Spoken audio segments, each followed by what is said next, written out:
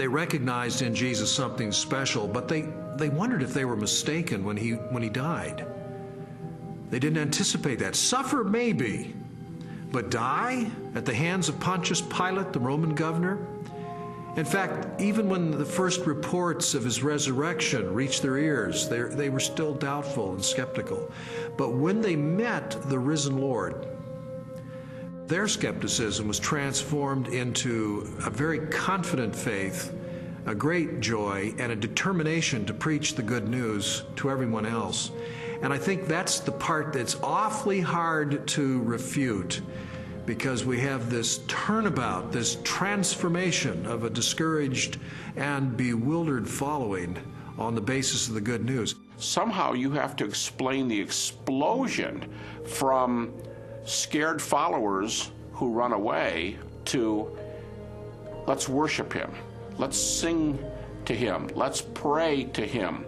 If there was no resurrection, and more to the point, if there was no resurrection appearances of Jesus, to those who doubted and were discouraged and denied and betrayed Jesus, we would not be sitting here talking about this today.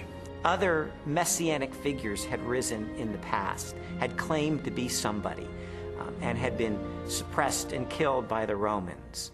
Yet no movement arose around those dead messiahs. But these disciples of Jesus were willing to go to the ends of the earth proclaiming the gospel message. Were willing to suffer and die for that.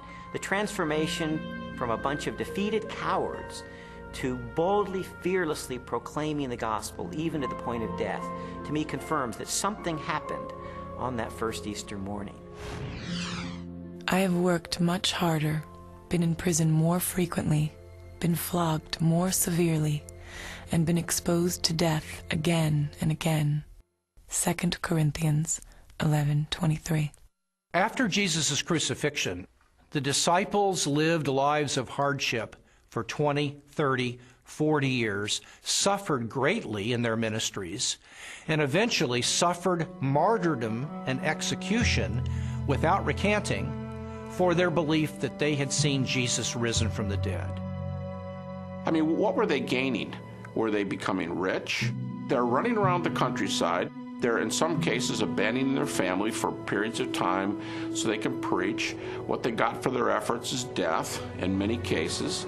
You also have to remember that the disciples died not just for something they believed was true. They died for something they actually saw with their own eyes. It's much more difficult to explain that away than it is for someone who dies for a belief and they're sincerely wrong. I came across a bit of evidence I really found fascinating. James was a half-brother of Jesus, and he was not a believer in Jesus during Jesus' lifetime, but he later died the death of a martyr as a leader of the local church. In a similar way, Saul of Tarsus was a persecutor of Christians, and yet he later becomes the Apostle Paul, this incredible missionary. So I had to ask myself, what led to this radical transformation of these skeptics? Sometimes people will come to believe something they wish to be true. If you believe hard enough that a person is loving and kind, you can talk yourself into believing that, even though the person is not loving and kind. It's very, very difficult, however, to explain people coming to believe something that they're actually standing against. Now, in the case of James and Paul, they did not believe in Jesus before his crucifixion. In fact, they thought he was deranged, and they did not accept what he said and what he taught. James, the brother of Jesus, is a skeptic who doesn't come to Jesus until he meets the risen Lord. Critics allow that. Paul's a persecutor till he meets the risen Jesus. That's not the kind of testimony of someone who all gets together and say, hey, let's just cook this thing up. One of the certainties, it seems to me, related to the testimony of the apostles is that they truly believed that Jesus was who he claimed he was, and they truly believed that he had risen from the dead, because they were willing to die for that. Very few people are willing to die for something they don't really believe in, or something even worse that they know to be a lie. When Jesus was executed, his disciples were rightly afraid. They scattered. They were fearful for their own life. Their hopes had been dashed because they had believed Jesus was the promised one who was going to usher a new day in for Israel. Turned out he wasn't, because he was murdered by crucifixion under the authority of the Roman Empire. And yet, shortly thereafter, we find them taking a stand in Jerusalem, proclaiming that Jesus was the Messiah, the very Son of God. How do we explain that? How do we explain the fact that they were even willing to propagate this the rest of their lives and go to martyrs' deaths for their belief? The only rational explanation is that something happened to them between the death of Jesus and 3 days later, and according to their own words, it was that they saw Jesus risen from the dead for themselves. People have often said, and I think it's a perfectly fair position, that, okay, there aren't actually any good alternative hypotheses for how you explain the rise of early Christianity, but because we know as an absolute fact which we're not prepared to let go of, that nobody ever rises from the dead, then there must in fact be some other alternative hypothesis. And I want to say, okay, if you want to make the absoluteness of bodily death the cornerstone of your entire worldview, I actually can't stop you. If you choose to say, no, here I stand, death is the end, and nobody ever comes back from it, and that's just the way it is, well, that's where a lot of people were in the ancient world, it's where a lot of people are in the modern world.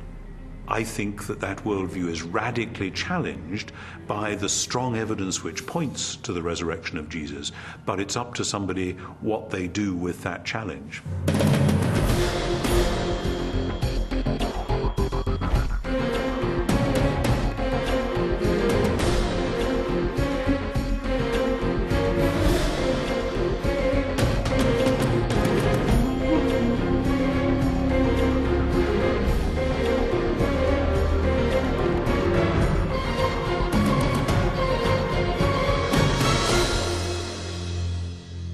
The evidence accumulated over time until November the 8th of 1981, which is sort of when I reached a critical mass. I remember going alone in my room, and I took a yellow legal pad and put a line down the middle, and on one side I started to list all of the evidence I'd encountered for Jesus Christ being the Son of God, and on the other side all the negative evidence against that. And I wrote page after page, and finally I put my pen down and I said, wait a minute. In light of this avalanche of evidence pointing toward the truth of Christianity, it would require more faith for me to maintain my atheism than to become a follower of Jesus Christ. And so that's the moment that I decided, consistent with the evidence, the most logical, the most rational step I could take was a step of faith in the same direction the evidence was pointing, and put my trust in Jesus. And after I did that, I thought, you know, maybe Leslie would like to hear about this. I thought it was too good to be true. My heart was pounding. I was in tears. I was so excited. I just threw my arms around him and kissed him and hugged him and told him how I'd been praying and how lots of people had been praying that this day would come. She threw her arms around me and she said, "You hard-hearted son of a Baptist," she said, "I've been telling you this for 2 years. I mean, come on." And that began a transformational process for me, where over time my philosophy and my attitudes, relationships, parenting, worldview, all of that began to change over time for good, really for good. When Lee became a Christian, his whole life started to change, to the extent that our 5-year-old daughter, who also saw those changes, went to her Sunday school teacher and told her that she wanted Jesus to do in her life what he had done in her daddy's life. Jesus said, "You shall know the truth, and the truth will set you free." And you know, that's my story. It was someone who said, I'm going to investigate this stuff with an open mind, let it take me wherever the evidence will take me. And what I discovered in the end is Jesus made the claim that he is the truth, that everything hinges on his identity. In fact, everything hinges on the resurrection, because anybody can claim to be the Son of God. If Jesus really did return from the dead, then he is who he claimed to be, and that changes everything.